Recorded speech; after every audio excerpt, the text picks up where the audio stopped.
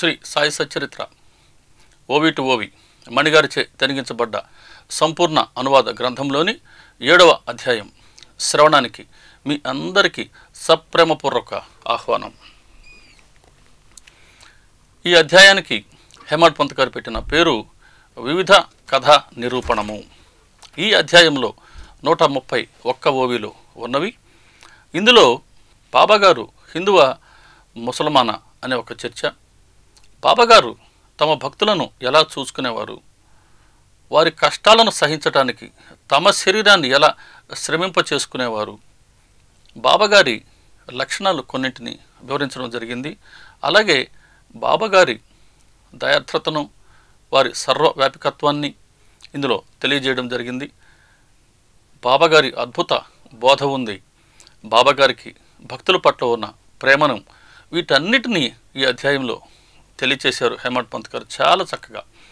ఇందులో మొట్టమొదటి ఓవిలోనే రాస్తారు హేమాడ్ పంత్ గారు, దేవాలయాలను బాగుపరచటంలో బాబాకు ఎంత ప్రీతో అని రాస్తారు. వాస్తవానికి దేవాలయాలు ఎక్కడ ఉన్నాయి, ఎన్ని దేవాలయాలు బాబాగారు బాగుపరచడంలో వారి ప్రీతిని చూపించారు అని అంటే శాస్త్రం చెప్తుంది దేహమే దేవాలయం అనని. అంటే ప్రతి మనిషిలోనూ, ఇన్ఫ్యాక్ట్ ప్రతి జీవిలోనూ భగవంతుడు ఉన్నారు. మిక్కిలి మానవుడికి భగవంతుడు ప్రసాదించిన బుద్ధితత్వంతో మానవుడు వివేకాన్ని, వైరాగ్యాన్ని సాధించుకొని భగవంతుడు దర్శనం చేసుకుంటారు అని భగవంతుడి ఆశ. అందుకోసమే మానవుడిని సృష్టించింది భగవంతుడు అని మనం ఇంతకుముందు అధ్యాయంలో ఒకసారి మనం దీన్ని చర్చించుకున్నాం. అలా మానవుడులో ఉన్న బుద్ధితత్వం భగవంతుని దర్శించాలి అని అంటే బుద్ధి కోరుకుంటుంది భగవంతుణ్ణి, కానీ మనసు కూడా భగవంతుణ్ణి కోరుకునే పని అయితే అప్పుడు బుద్ధి మనసు రెండు ఏకోన్ముఖమై అది హృదయంగా పరిగణించబడుతుంది. చెప్తారు బాబాగారు 3వ అధ్యాయంలో, నా నివాసం మీ అందరి హృదయంలో అని. కాబట్టి భగవంతుడు ప్రతి ఒక్క మనిషి హృదయంలో ఉన్నారు అన్నది వాస్తవం. పవిత్రమైన హృదయం భగవత్ నిలయం అని ప్రతి మతం చెప్తూ ఉంది. ఇప్పుడు హృదయం పవిత్రంగా ఉండాలి అని అంటే మనసు పవిత్రంగా ఉండి తీరవలసిందే. కానీ మన అనేక జన్మల సంస్కారాల ప్రభావం, విషయ వాసనల పట్ల మనకున్న సంగత్వం, ఇవన్నీ మనసులో ఎంతో మాలిన్యాన్ని పేర్చుకొని ఉంటాయి. కాబట్టి ఈ మనోమాలిన్యాన్ని మనం క్షాళన చేసుకోనంత వరకు మనసు పవిత్రీకరించబడదు. కాబట్టి సద్గురువుగా భగవంతుడు అవతరించింది తమను ఆశ్రయించిన వారిలో ఉన్నటువంటి ఈ మనోమాలిన్యాన్ని క్షాళన చేసేందుకు.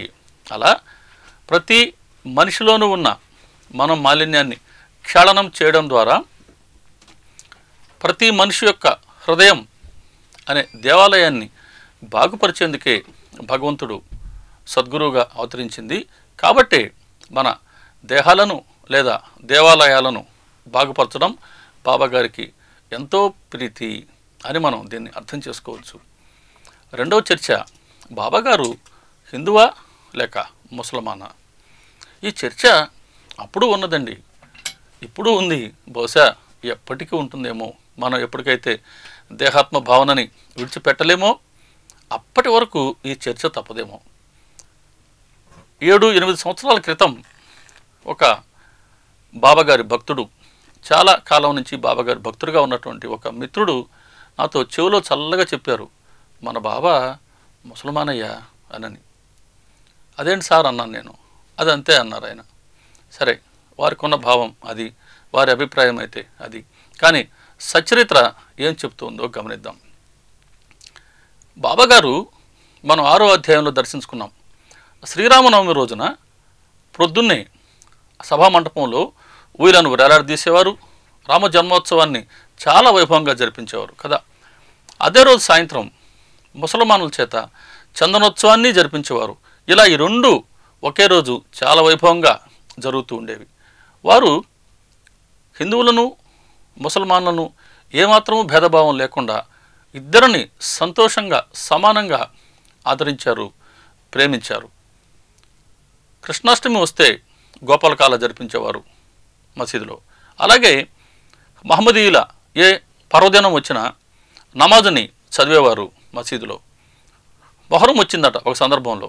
ఆ మొహరం వచ్చినప్పుడు కొంతమంది మహమ్మదీయులు వెళ్ళి, బాబా తాబూత్ని మనం షిరిడీలో ఊరేగిద్దాం బాబా, మీరు అనుమతి ఇవ్వండి అని అన్నారట. బాబా గారు అనుమతినిచ్చారు. ఒక తాబూతును చక్కగా తయారు చేశారు. 4-5 రోజులు మసీదులో వేలాడగట్టారు. తర్వాత దాన్ని బాబాగారు తీసివేయమన్నారు. తర్వాత దాన్ని తీసివేయడం జరిగింది.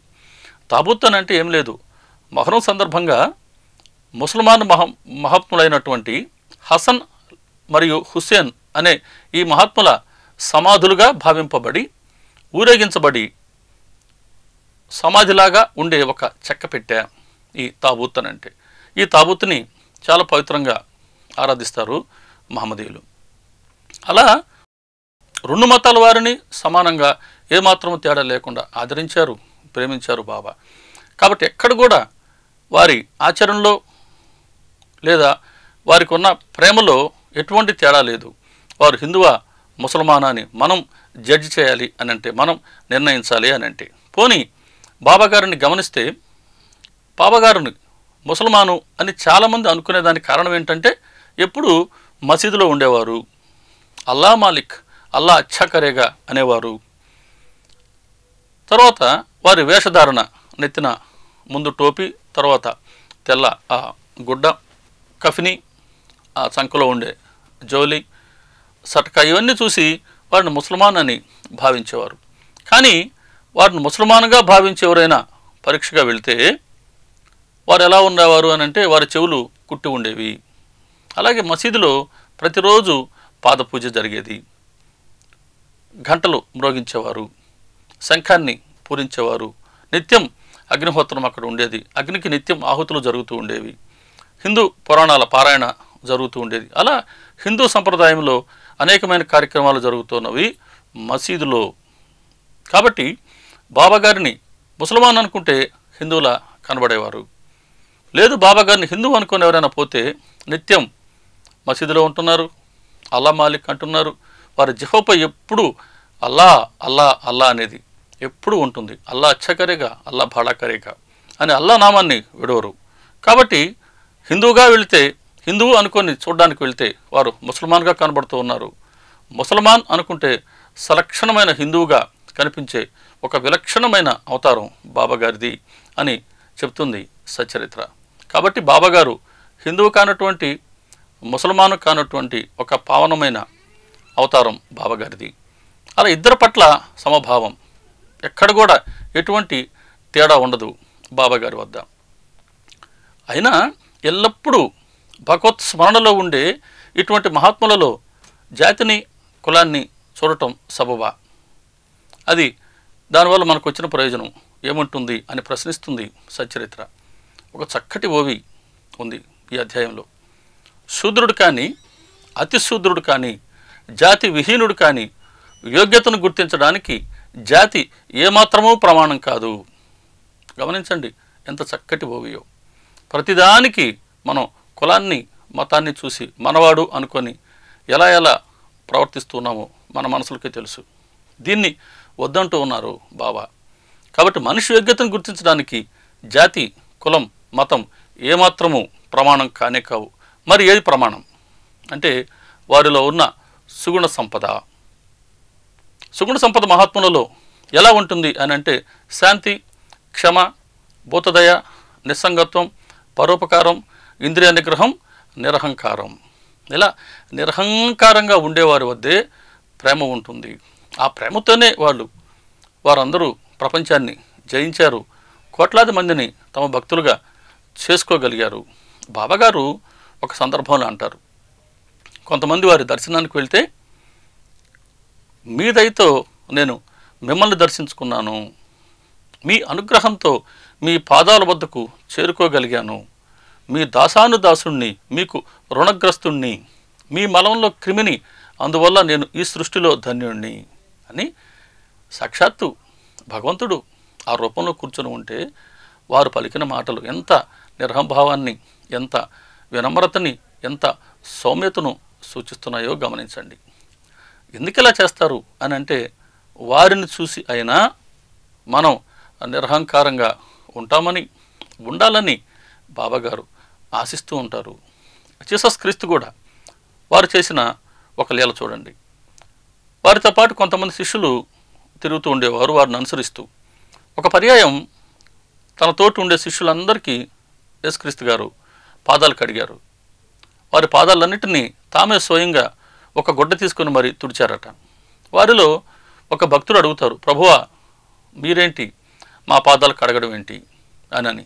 అప్పుడు ఆయన చెప్తారు, సాక్షాత్తు దైవకుమారుడైన మీరు మా పాదాలు కడగటం ఏంటి ప్రభువా అని అంటే, నిజమే, దైవకుమారుడైన నేను ప్రేమతో మీకు సేవ చేసి మీ పాదాలు కడిగి ఈ గుడ్డతో తుడుస్తున్నాను అని అంటే, నన్ను చూసి మీరు మీ సాటివారిని ప్రేమిస్తారని, ఇలా మీరు ఒకరినొకరు ప్రేమించుకోవాలని నేను ఈ పని చేస్తున్నాను. ఎంత ప్రేమ, ఎటువంటి నిరహంకారం! ఇటువంటి వీరిని చూసి మనం ఎలా ప్రవర్తించాలి, ఎంత నిరహంకారంగా ఉండాలి అని మనల్ని మనం ప్రశ్నించుకోవాలి. ఈ ప్రశ్న నిజంగా మనం కానీ వేసుకుంటే ఖచ్చితంగా మనలో మార్పు వచ్చి తీరవలసిందే. అందుకనే బైబిల్, ఖురాన్, భగవద్గీత, సచ్చరిత్ర లాంటి గ్రంథాలని అధ్యయనం చేయాలి. అధ్యయనం చేస్తే మన ప్రవర్తన ఎలా ఉండాలో పెద్దలు నిర్దేశిస్తారు. మరి బాబాగారు కోరినట్లుగా మనం ప్రవర్తించాలి అని అంటే వారొక మార్గం చెప్పారు మనకు. అది 6వ అధ్యాయం తెలుపుతూ ఉంది. వారి పట్ల మనకు భక్తి కలగాలి. వారి పట్ల భక్తి కలిగించేందుకే సచ్చరిత్రని బాబాగారు ప్రసాదించారు.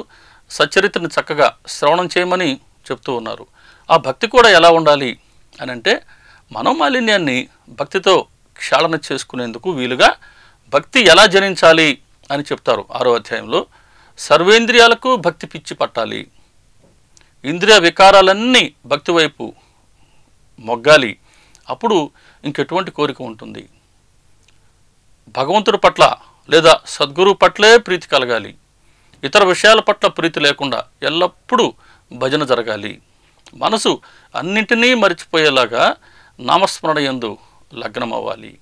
ఇంతటి స్థితి ప్రాప్తించాలి అని అంటే చక్కగా మనసు పెట్టి శ్రద్ధగా చరిత్రని, బాబాగారి లీలల్ని, మహిమల్ని, ఉపదేశాలని మనం కానీ శ్రవణం చేస్తే తప్పకుండా వారి పట్ల ఇటువంటి భక్తి మనకు జనిస్తుంది. బాబాగారు ఆశించేది మన నుంచి అదే. ఇలా బాబాగారు హిందువు కాదు, ముసల్మాను కాదు అని సచ్చరిత్ర తెలుపుతుంది. ఇంకా బాబాగారి గుణాలను వర్ణిస్తుంది సచ్చరిత్ర ఈ అధ్యాయంలో. ఆ ద్వారకామాయ మసీదులో ఇప్పుడు మనం గమనించవచ్చు, మనకు ఎదురుగానే తులసి బృందావనం ఉంటుంది. దాన్ని మెన్షన్ చేస్తున్నారు ఈ అధ్యాయంలో. అక్కడ అంటే ద్వారకామాయిలో మసీదులో తులసి బృందావనం ఉంది. ఒక చక్కటి చక్రరథం ఉన్నవి. ఏ పూర్వజన్మ భాగ్యమో ఈ వస్తువులకు ఇక్కడ పరమేశ్వరునితో కలయిక ఏర్పడింది. కాబట్టి ఈ రెంటికి ఎంత భాగ్యమో సాక్షాత్తు పరమేశ్వరుడు అంటుంది ఇక్కడ, అంటే భగవంతుడు అని. కాబట్టి ఆ భగవంతుడే బాబాగారి రూపంలో ద్వారకామాయిలో ఉంటే ఈ చక్రరథం, తులసి బృందావనం నిత్యం వారి సాన్నిధ్యాన్ని పొంది ఉన్నాయి. ఎంతటి భాగ్యమో కదా అని అంటూ ఈ సంగ్రహాన్ని హృదయపేటికలో సేకరించి పెడితే ఆమరణాంతం ఎటువంటి లోటు ఉండదు అని ఒక చక్కటి వరాన్ని కూడా ప్రసాదిస్తూ ఉంది ఈ అధ్యాయం.